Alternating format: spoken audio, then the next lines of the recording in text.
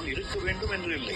நான் இல்லை என்றாலும் அவர்களுடைய முதுகில் நான் இருப்பேன். 100% எனக்கு அது நம்பிக்கை இருக்கு. என்னுடைய மாணவிகள் இந்த 2 பேரும் அங்க நின்று அவங்க ஷூட் பண்ணும்போது அவங்க பின்னாடி நான் தான் நிற்பேன். அவங்க பின்னாடி வேற யாரும் நிக்க மாட்டாங்க. நான் தான் நிற்பேன். அது எந்த உருவுல நான் தான் இந்த உருவுல இருக்கணும்னு இல்லை, எந்த உருவுல கூட நம்ம நிக்கலாம். அந்த நம்பிக்கை இருக்கு. அதே மாதிரி இது அவ்வளவு லேஸ்ல போற ஆள் இல்ல.